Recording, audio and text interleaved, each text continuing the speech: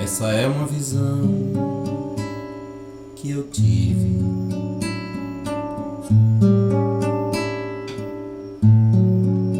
revisitando a morada dos meus antepassados,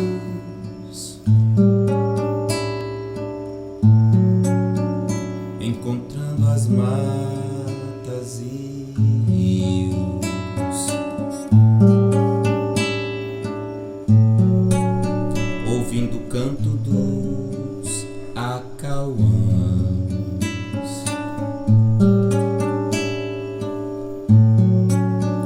nessas serras moram velhos pajés.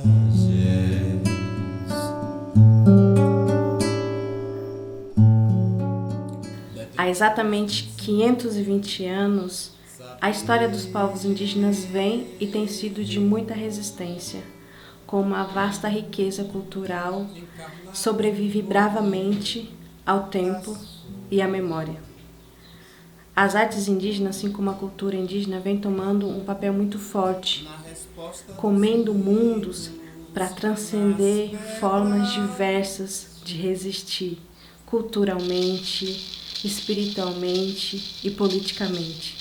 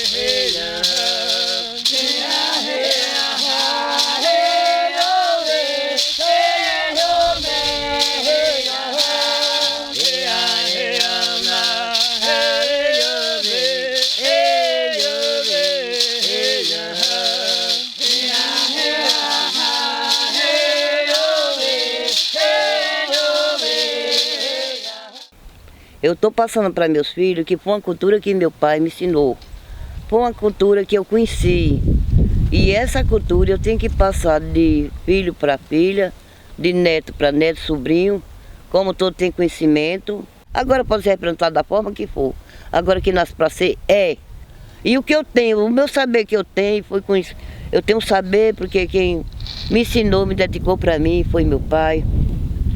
Foi de toré, foi de canto, foi de cura, foi de cada uma coisa eu aprendi de meu pai, mas para fazer o bem, não fazer o mal para ninguém.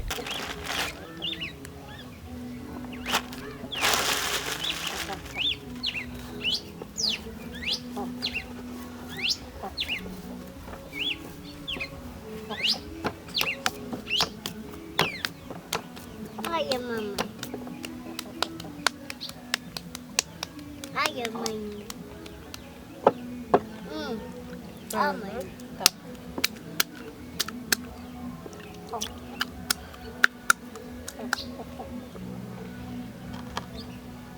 Eu aprendi, eu acho que eu tinha uns 11, 12 anos, acho que por aí, que eu via a mamãe, né, fazendo, aí eu ia lá, pegava um bolinho também, fazia devagarzinho, ela ia ajeitando, aí assim eu fui me interessando, né, em fazer, porque também já era uma ajuda para ela, né? Que ela vendia as coisinhas dela, já era um ganho para nós.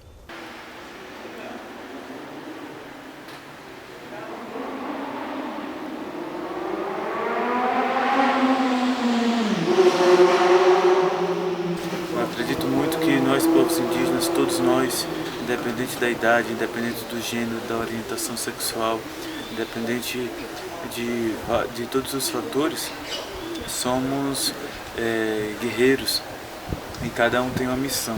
Eu acredito muito que minha missão enquanto indígena é a música. Através da música eu fortaleço a causa indígena do Brasil e também dos meus povos, né? Funiú e Pataxó-Ramai.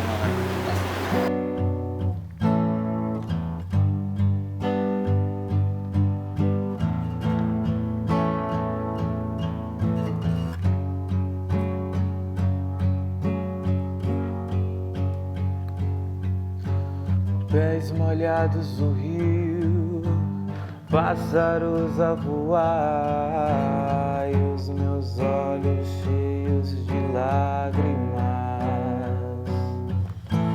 mil folhas a cair de um horizonte de infinitas árvores despencando no chão. Meu Deus, como permitir o índio fora daqui, em preces em seu cantar, pedindo só pra ficar um tempo mais, um tempo mais, um tempo mais. Então a arte tem o seu papel, e esse papel ela fala, né? Ela tem uma linguagem própria e ela consegue expressar muito mais, né? Do só de se ver, de ver presente o manto tomando vida, né? Porque ele está lá no museu, está obsoleto, estão lá no canto sem uma função, né? Mas quando o manto ele vem, né? Ele vive e ele torna uma vida, né? Ele tem uma função. Então a reação e o resultado foi incrível, me surpreendeu muito, porque eu não tinha uma ideia, eu não sabia como ia ser o produto final, como é que seria essa textura, né? Tinha uma ideia, mas não tinha mesmo visto depois com o acabamento total. Foi que teve, aí me surpreendeu muito, né? De ver ele vestido, de ver o cacique vestido, e aí através das informações que tinha recebido dos encantados, e como ele dá para se camuflar, né, se esconder, envurtar, né, a gente usa essa palavra envurtar perante a natureza, envurtar, né, num ambiente você consegue virar um camaleão, né? Então a importância do manto de resgatar toda essa linguagem, toda essa informação. Então é muito rico, né, para nós povos da comunidade Tupinambá de Serra do Padeiro. O meu trabalho ele traz uma abordagem sobre os povos indígenas, né, e também traz um pouco sobre as minhas vivências, né, os meus contextos em que eu vivo sempre é representado também em minhas obras, né, lugares. Então as minhas obras sempre partem disso, ou seja, eu tenho esses momentos, vamos dizer assim, do meu cotidiano como uma referência para as minhas pinturas, né?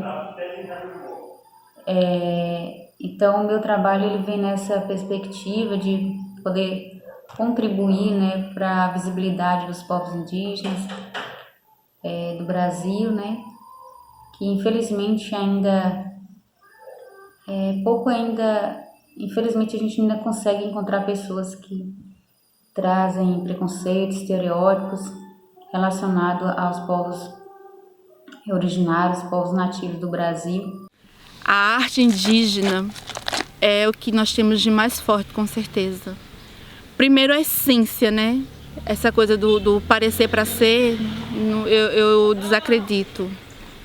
Eu sou daquela máxima assim que a gente precisa ser para ter.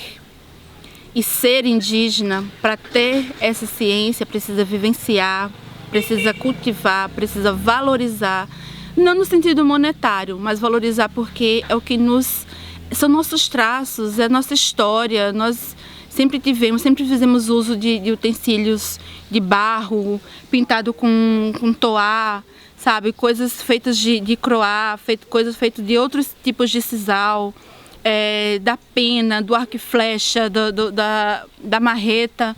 Então tudo isso faz parte da nossa história, são elementos, instrumentos que nos envaidecem muito, porque está ali nossos antepassados, está toda a nossa ancestralidade impressa nesses artesanatos, nessas artes. Acredito que o que tem me motivado, na verdade, né, está dentro desse contexto, distante da minha comunidade, enfim, aqui na cidade, é realmente essa relação com a arte. E quando eu falo essa relação e de arte, né, mas é preciso entender que nesse encontro eu precisei, né, ressignificar essa arte, que muitas das vezes, né, é uma arte eurocêntrica, né, mas eu tenho certeza que posso falar que ela é como se fosse uma flechada certeira, né, que atravessa, né, o imaginário da sociedade, esse imaginário homogêneo, esse imaginário aí que não dá conta dessa diversidade, dessa pluralidade de corpos, identidades e cultura de nós, povos indígenas, presentes no contexto da sociedade, né, brasileira. Quero aqui invocar a força da nossa ancestralidade e a resistência de nossos antepassados para pedir permissão para falar em nome dos povos indígenas do Brasil. O governo federal cuida da saúde indígena de quem está em áreas indígenas, que está na aldeia. Os incêndios acontecem no entorno leste da floresta. Então os nossos índios de área urbana estão sendo cuidados, assim como toda a população vulnerável no Brasil estão sendo cuidados. Onde o caboclo e o índio queimam os seus roçados, queimam em busca de sua sobrevivência. Eles continuam na aldeia plantando, caçando, colhendo. Denise, aí quantos índios morreram? Nós temos lamentando. Quantos índios morreram?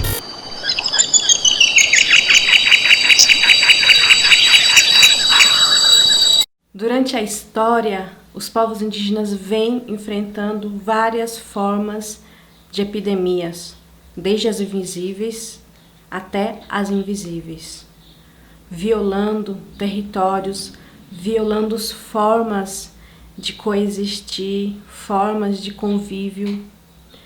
E hoje a gente está vivendo uma das mais severas ameaças à sobrevida humana, a não humana, a visível e a invisível no nosso planeta. Nesse momento de pandemia, os povos indígenas têm feito várias reflexões, mas uma primeira reflexão é pensar o Covid-19 como um elemento novo, porém um elemento estranho, né? Então, por que estranho? Porque ele não faz parte da nossa cultura. Eu nunca mais fui à cidade, que eu nunca andei com uma focinheira, uma máscara.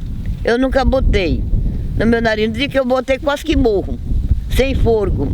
Aí passei esse tempo todo dentro de Palmeira dos Índios, deixando para vir aqui, os carros parou tudo. Aí pronto, qual era a minha vida? Eu falei, meu Pai eterno, meu Senhor Jesus Cristo, me ajude, meu Pai, que retire essa doença para longe, porque a doença cada vez mais chegou. Que agora o camarada, quando vai na casa de um vizinho, meu filho, tem que lavar a mão. Não pega na mão do outro, nem se abraça. Tem que lavar a mão e ninguém falar perto um do outro. Nesse período, né, que a gente enfrentou essa pandemia, o nosso povo realmente sofreu muito com isso, no sentido porque a maioria dependia muito do turismo, né? O turismo é uma das bases da fonte de renda da comunidade aqui. Então, por isso que teve a renda afetada por isso, né? Vamos dizer assim. Esses adereços que eu estou usando aqui, a gente usa no nosso ritual sagrado, só que a gente também comercializa para a nossa sobrevivência. Devido à pandemia, essa comercialização não foi possível, porque a gente viajava para escolas, faculdades para fazer representações e a venda do artesanato. Hoje eu continuo fazendo, mas meu material está todo estocado por conta da pandemia.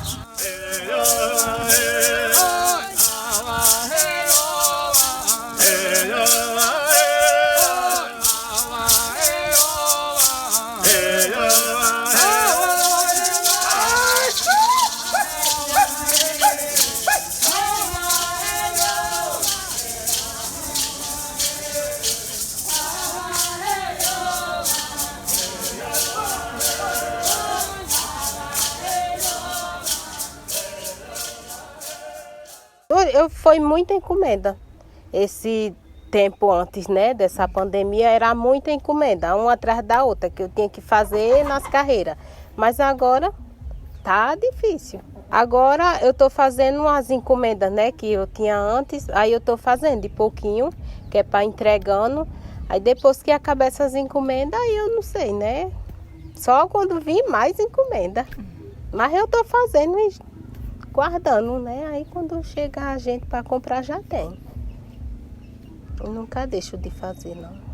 A gente estamos aqui durante a pandemia. A nossa prevenção estamos evitando de sair de casa, né? De estar se deslocando.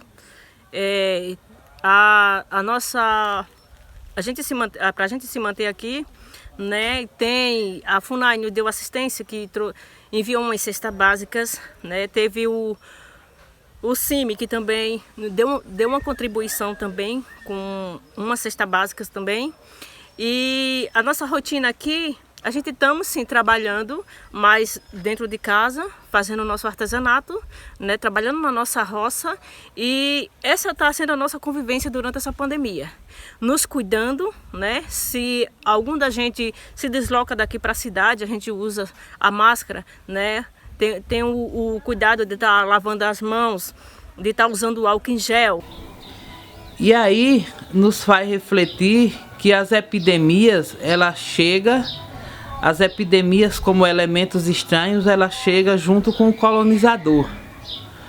E essa chegada, ela vem dizimar também centenas de povos, milhares de pessoas, porque fere, viola a nossa forma de vida, os nossos sistemas de vida, os nossos sistemas de educação, nossos sistemas de saúde, nossos sistemas de convivência. E no momento em que chega às aldeias, ele praticamente invade a privacidade do nosso cotidiano no sentido do coletivo, né? Então, rituais sagrados que são feitos coletivamente, onde centenas de pessoas estão dançando juntas, cantando juntas, estão ali se alimentando ao mesmo momento. Então, toda essa relação de convivência, de coletividade é violada, né? Atualmente, a gente vive num contexto muito complexo, né? Principalmente com a questão, né, da pandemia do coronavírus, Covid-19, né? Isso tem afetado muito, né, não só a minha comunidade, não só o meu povo, mas tantos, né, outros povos, parentes indígenas, né? E também os parentes que estão fora, né, de seus territórios, em outros contextos, né? A falta de políticas públicas, a falta de assistência para nós, povos originários, povos indígenas, né, se faz muito presente, né?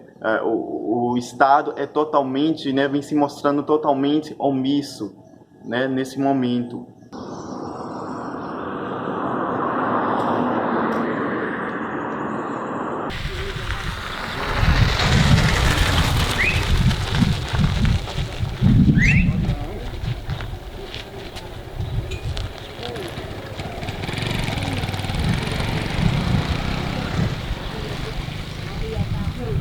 As barreiras sanitárias comunitárias, porque é importante dizer assim, que barreira sanitária é quando tem uma ação estatal. Nós não temos nenhum apoio da ação estatal. Enfim, estamos aqui na fé e na coragem, em nome do nosso povo, tentando fazer esse serviço social e político também, porque acaba sendo um serviço político que mexe com muitas pessoas e influências aqui em torno. Prefeitos e candidatos a prefeitos já foram barrados aqui, então nossa barreira sanitária comunitária busca, sobretudo, a educação salutar às pessoas, para estar usando máscara, estar usando álcool gel, fazendo higienização das mãos, inibindo a entrada de não índios, seja quem for, não entra. Tentativas de genocídio com a falta de apoio em defesa da vida indígena por causa do coronavírus, né? E com os meus povos indígenas, Funiô e Pataxó Rarrain, não é diferente. Apesar de estar longe, estou aqui em São Paulo desde da primeira semana de quarentena, estou acompanhando de longe o que anda acontecendo nas aldeias e tentando fortalecer não só meus povos indígenas, Funiô e Pataxó, mas como do Brasil inteiro, levando informações onde a ignorância ainda predomina em relação aos nossos modos de viver. Porque o mundo volta seus olhares para salvar as vidas de todos, resguardar todos e todas, mas mais uma vez os indígenas acabam sendo esquecidos nesse processo. Sequer o Estado brasileiro começou a fazer um processo igualitário, né? Pensou nos não índios, mas de imediato não pensou nos índios. Não tinha um programa direto do governo do Ministério da Saúde. Houve um esforço por parte da Secretaria Especial de Saúde Indígena, de maneira isolada ali, logo no princípio, de criar as ações contra a pandemia. Mas esse isolamento que ocorreu em nossa aldeia acabaram ainda mais criminalizando nossa liderança. E a gente, durante essa pandemia do Covid-19, as violências têm se aumentado muito também contra a nossa população. Nós temos feito barreiras comunitárias, que já tem mais de 5 meses, barreiras que duram 24 horas, e a gente tem tomado medidas protetivas para a nossa comunidade, para que pessoas não índias, pessoas que não são da comunidade, não adentrem a nossa comunidade, e a gente é mal visto nas populações vizinhas, com preconceitos, não querem entender e nem respeitar os direitos que a população indígena tem. Então, é mais um agravante essa pandemia para a nossa realidade. Hoje, durante essa pandemia que estamos encarando, essa pandemia que se anunciou como uma coisa nova, veio apenas acelerar, acentuar um sentimento anti-indígena que já estava presente e que no atual governo cria novas facetas. Então foi na pandemia que a gente viu a tentativa do governo de não contabilizar o número de infectados e de óbitos indígenas. Foi na pandemia que vimos sistematicamente as nossas concepções de saúde, de cura, como que nós lidamos com o adoecimento, serem violados por uma lógica da medicina, uma lógica que não entende as formas indígenas de ser e estar no mundo.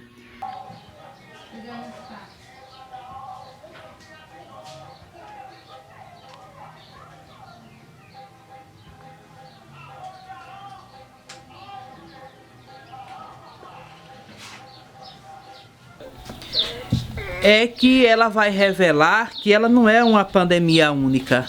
Ela vai nos revelar que várias outras pandemias existem nesse contexto, nessa relação de convivência com os não indígenas, com o Estado brasileiro.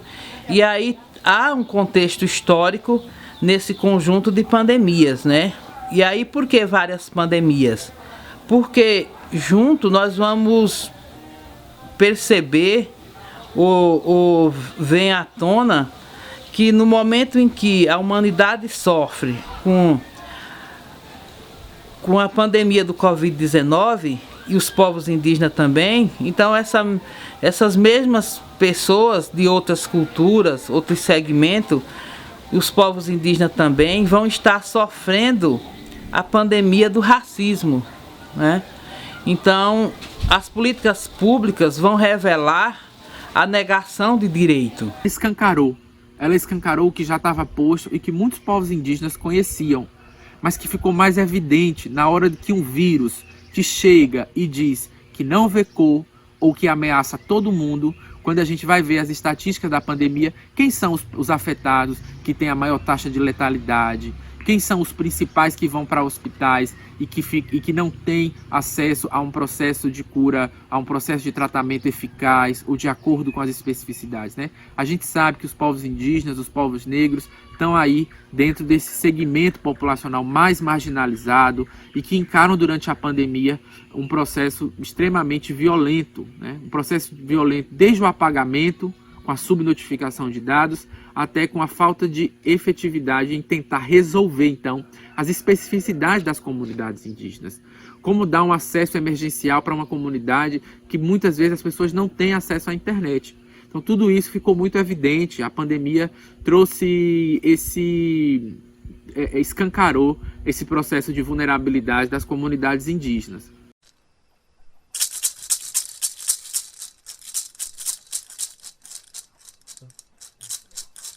Está sendo um pouco difícil, muito doloroso demais para nós, né? Cada pessoa daqui pegaram, mais velho até adulto e criança, né?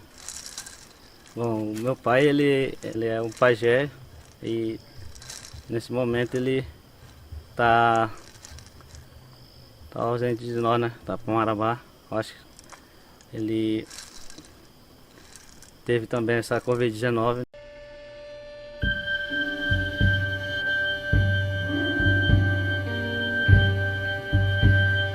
A gente ultrapassou o número de mortes da China.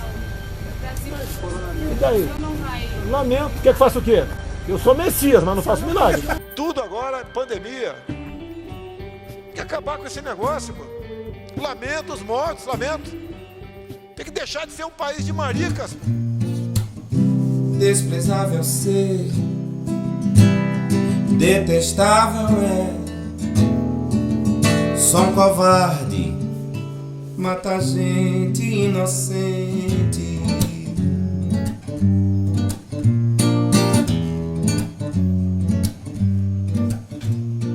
Pátria nada gentil, com seus filhos de verdade, pais da intolerância, proclamadores da crueldade. Nesse plano mesmo, meus ancestrais vão te caçar e você não tem saída, tem que pagar.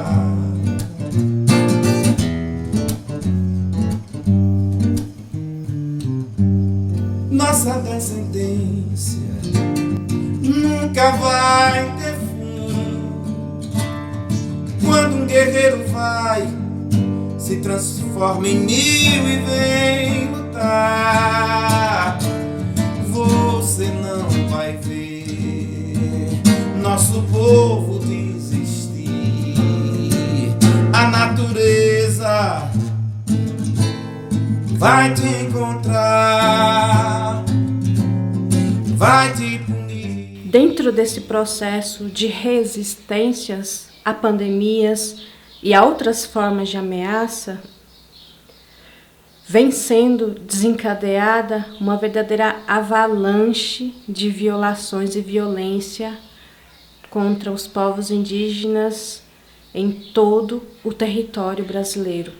De acordo com o CIMI, Conselho Indigenista Missionário, de 2018 a 2019, houve um aumento de 16 das 19 categorias de violência contra os povos indígenas, que vai desde a violência do racismo, da expropriação de terras, até a omissão do poder público. E é por aqui, por essas terras e águas, que também é um dos palcos onde essa violência tem intensificado. Uma região que foi um lugar de pontapé para esse tal descobrimento, desse desenvolvimento também do país. A região Nordeste hoje concentra um número significativo, onde várias lideranças Vários povos também estão sendo drasticamente acometidos por essas violências e onde muitos parentes ainda carregam até hoje a sequela desse dito descobrimento. As violações não começaram agora. As violações de direitos indígenas, elas têm se intensificado, né? E vem assumida aí uma postura mais agressiva com o projeto político e econômico dos últimos anos. Inicia-se a partir da positivação dos direitos dessas populações, que foi, sobretudo, o resultado da luta constante das comunidades indígenas do Brasil.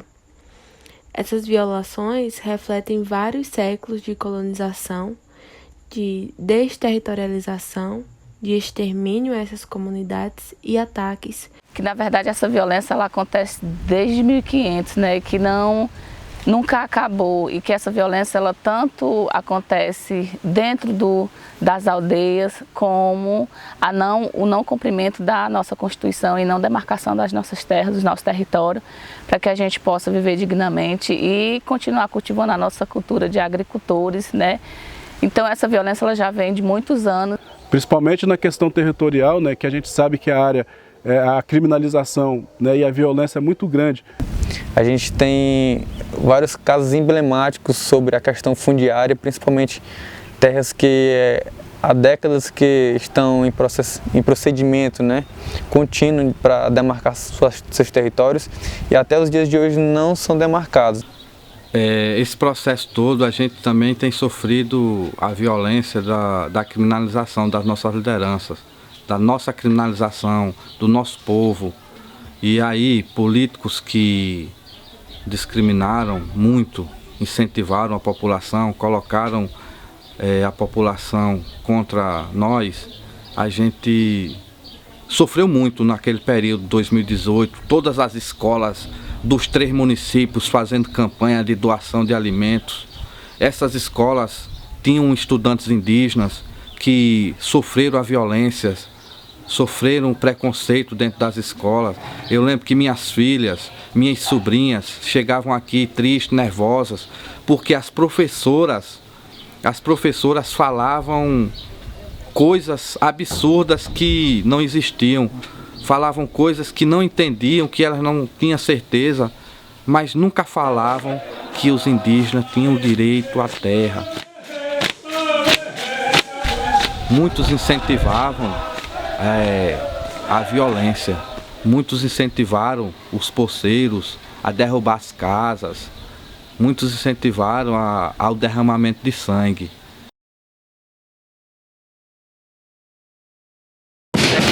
É aqueles vagabundos dos índios. Se você também é índia, que eu não sei, é uma vagabunda também, se você for uma índia também.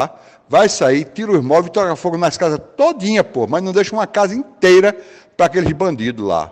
Pega faca, pega pau, tá indo, pula por cima, corta a garganta, faz a porra toda.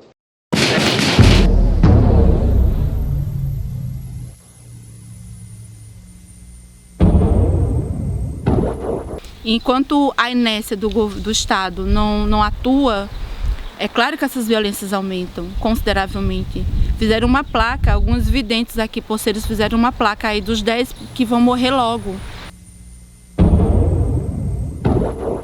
E o conjunto de reflexões vão se agrupando para que seja condensada enquanto ideias, né? Mais ideias no sentido da luta, do enfrentamento, de trazer essas questões indígenas para uma pauta de defesa do nosso território como um território total, completo, amplo, né? De pessoas visíveis, invisíveis. Hoje as populações não têm mais a segurança de acordar e ter seu território em mãos, porque eles estão mostrando força no Congresso Nacional, eles estão pressionando de todas as frentes dentro do Congresso e nós, o que resta é nos mobilizarmos, é mostrar a cara, é pintar a cara de urucum, é vir a Brasília e mostrar para a sociedade brasileira que as populações indígenas estão vigilantes quanto a seus direitos.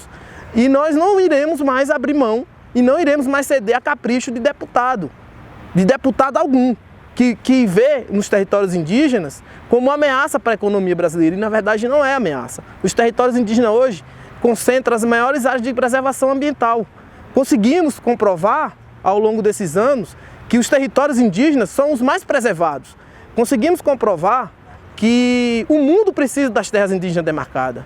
Isso reflete não só para o Brasil, isso reflete para o mundo. Esses territórios demarcados, esses territórios bem preservados, como é hoje.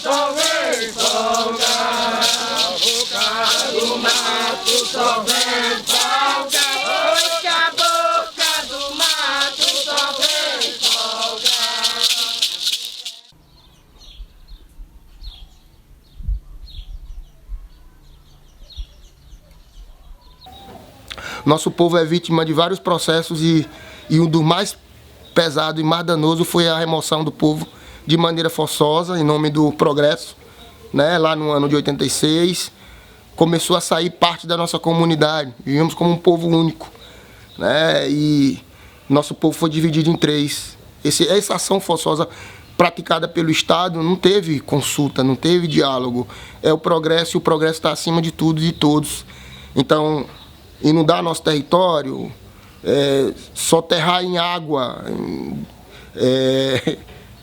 jogar água nos nossos achados, em nossas vidas, é muito simples quando se fala em progresso, porque vai atingir todos, não importa quem seja penalizado. E nesse caso, geralmente somos nós indígenas.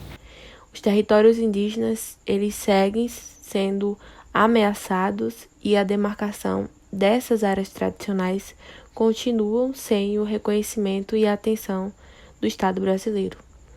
A Fundação Nacional do Índio, por exemplo, que é um órgão indigenista que deveria atender às necessidades dos povos e resguardar os direitos dessas populações, tem assumido e segue assumindo também uma postura de ataques contra os direitos indígenas, quando, por exemplo, respondem um pedido de liminar de reintegração de posse impetrado por fazendeiros, deslegitimando a luta da comunidade e trazendo o conceito de invasão e resgatando, em muitos casos, conceitos racistas, como foi o caso que eles usaram índios integrados, que apesar do Estatuto do Índio mencionar esse mesmo conceito, esse conceito não dialoga com a Constituição Federal e nem com a Convenção 169 da OIT. Você, presidente da FUNAI, você que é o invasor, está no lugar errado. Que você que é invasor, que invadiu isso aqui. Nós não somos invasores, nós somos verdadeiros brasileiros, dono desse país, dono desse Brasil. A nossa terra, para nós, é tudo na vida para nós. A nossa terra é para nós criar nossos filhos, nossos netos, bisnetos, tataranetos. Essa terra é uma herança dos nossos ancestrais. Onde vivemos em território brasileiro, em território baiano, onde a maior parte da criminalização, questão de territórios indígenas, está aqui no Nordeste, em nossa Bahia, está aqui em Porto Seguro, em Santa Cruz Cabralha, da onde a rede de hotelaria vem atropelando esses direitos, trazendo contra nós as reintegrações de posse contra nosso povo pataxó. E fomos surpreendidos no mês de setembro, né, de agosto até setembro, com a reintegração de posse perante uma pandemia que estamos vivendo em nosso país, né, matando e assolando o nosso mundo. Porque aqui é minha terra, aqui é minha casa, eu não caí aqui de paraquedas, eu não cheguei aqui para invadir. Vocês que são os invasores, vocês são os primeiros invasores do nosso território. Por isso, fora Bolsonaro, fora com seus grilheiros, vai procurar outro lugar para você, porque você está no lugar errado.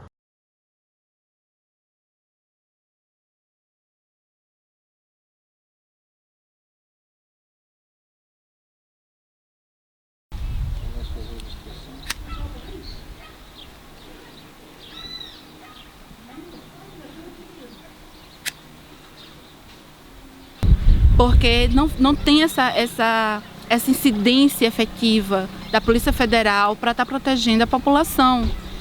E aí vem ataques, vem emboscadas, vem ameaças, como tem feito e fazendo, e realizado. O número de mortos, como cresceu, né? Os indígenas, quantos indígenas não foram assassinados depois dessa pandemia? E não foi só pela Covid que matou. Foi a violência sistemática que se arrasta nesses 520 anos oficiais. E isso vai refletir nas nossas mensagens para a opinião pública quando estivermos discutindo sobre a unanimidade de qualquer Estado nacional de ser desrespeitoso com os povos originários. Como disse um grande chefe de um dos povos nativos de lá do norte da América, daquela região das planícies, mas ele, na época das guerras, esse chefe disse para o governo americano: de todas as promessas que você nos fez, a única que você cumpriu é de que ia tomar a nossa terra. E isso parece que é uma expressão comum a todos os estados nacionais. De todas as promessas que eles fizeram para a gente, a que eles insistem em cumprir mesmo é de tomar os nossos territórios.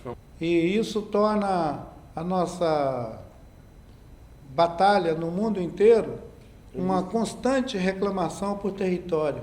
Ou é porque não podemos ter o uso da caça, ou é porque não podemos ter o uso da água. Qualquer restrição significa que nós não temos autonomia, não temos o acesso pleno aos recursos da natureza e estamos sendo enquadrados. E é contra isso que os povos originários no mundo inteiro, a mais antiga expressão colonial é o assalto às nossas casas. O resto é só consequência. Nossa descendência nunca vai ter fim.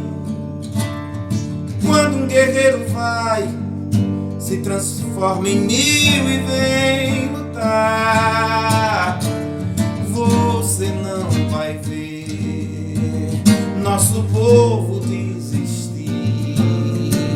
A natureza vai te encontrar, vai te punir. O que esperar de um futuro se a gente não curar o presente doente? A falência de um sistema que não cuida e não olha para as várias manifestações e formas de vida na Terra hoje faz o homem do concreto refletir e procurar maneiras de sobrevivência.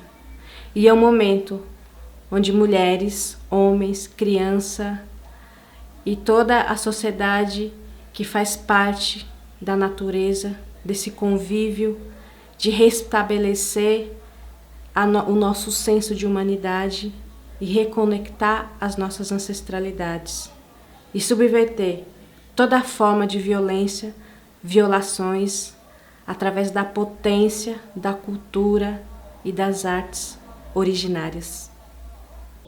Principalmente sobre nós, povos indígenas no contexto do Nordeste, por fugirmos desse estereótipo, por sofrermos muito preconceitos, no qual temos que sempre estar afirmando nossas identidades, e possibilitar realmente uma maior compreensão sobre essa gama de pluralidade, essa diversidade de povos, corpos indígenas presentes nesse contexto. A arte é um caminho que eu encontro, inclusive também para me reconectar com minha ancestralidade, estar presente e me sentir pertencente ao meu povo nesse processo de autoafirmação cotidiana.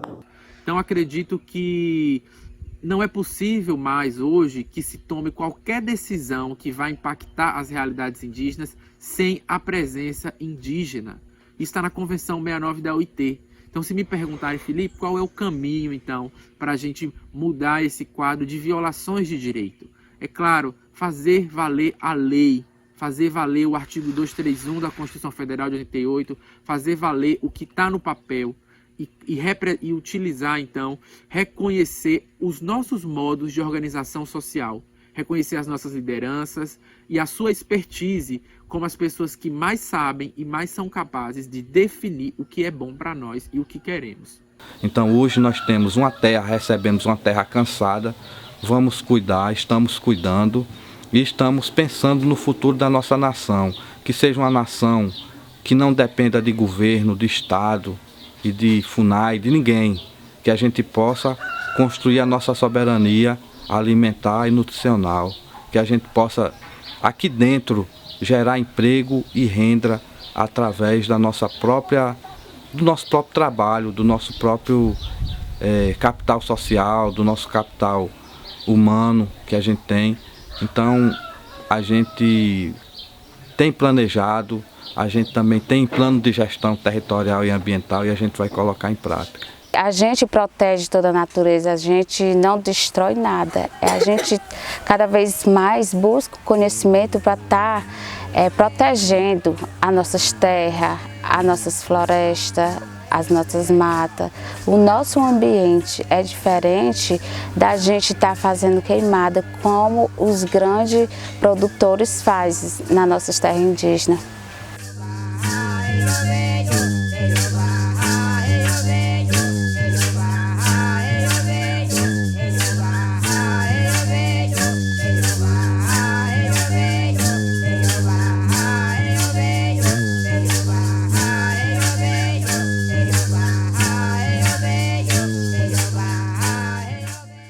Se nós nos acomodarmos numa educação que treinou a gente para uma determinada sobrevivência, quando o céu cair sobre a nossa cabeça, nós não vamos saber o que fazer. E isso já aconteceu algumas vezes. Na nossa história, o céu já caiu algumas vezes sobre a nossa cabeça. E os nossos antepassados tiveram que criar de novo um outro mundo. Esse céu que cai sobre as nossas cabeças são as mudanças. Nas nossas narrativas muito antigas, nossos primeiros humanos, o mundo deles acabou e eles tiveram que reinventar outros mundos, segunda, terceira edição do mundo. E talvez o que essa brutal colonização que atingiu o planeta no último milênio seja uma queda do céu sobre as nossas cabeças, bagunçando as nossas convicções. Mas se nós continuarmos, aqueles que têm memória, agarrados nessa memória, nós somos capazes de buscar de novo o nosso lugar aqui na Terra e somos capazes também de reconstituir nossas formas de vida que nós amamos e valorizamos. Muitos dos nossos territórios foram transfigurados, mas nós continuamos sabendo quem nós somos. Então é um momento de zelar, né, de pensar das pessoas como zeladoras desse patrimônio. É pensar homens que zelam dessa cultura, desse patrimônio, mulheres como zeladoras também, detentoras e guardiãs, jovens e crianças também, porque as crianças são a nossa descendência, né? Então pensar, refletir e trazer para a fala, para a pauta do dia, para que essa descendência não se acabe, não seja levada. Porque nós somos hoje a esperança do mundo. Tem que voltar para os valores ancestrais, tem que voltar para os valores da vida, tem que voltar para os valores humanos, que assim a gente vai ter uma nação diferente, mais humanizada, mais em paz consigo e com o seu semelhante. Coisa que a gente não está sentindo agora.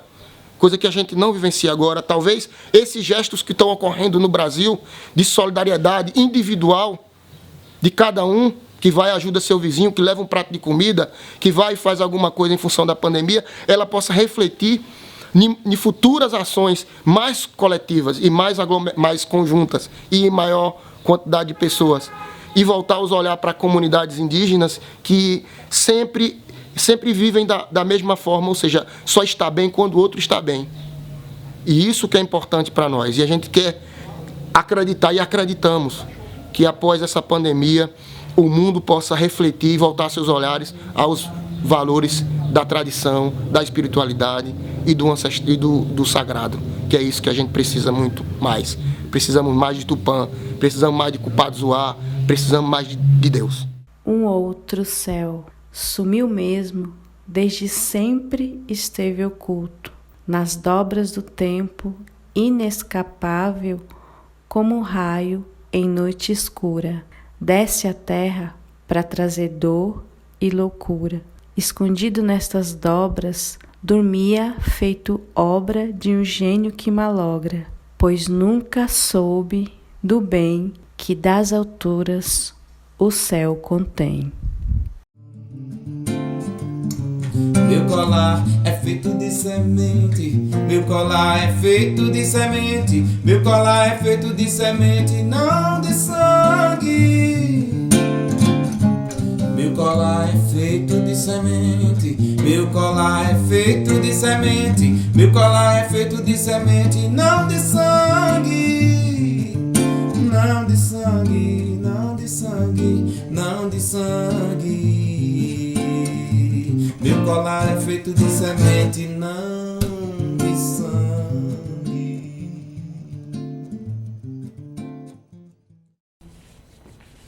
Hey,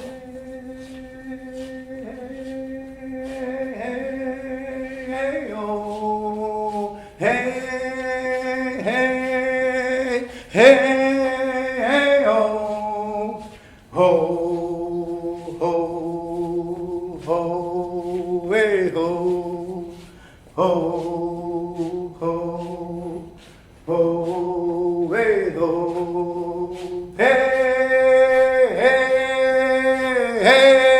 hey, ho, hey, hey, hey, ho, ho, ho, ho, hey, ho, ho, ho, ho, hey, ho.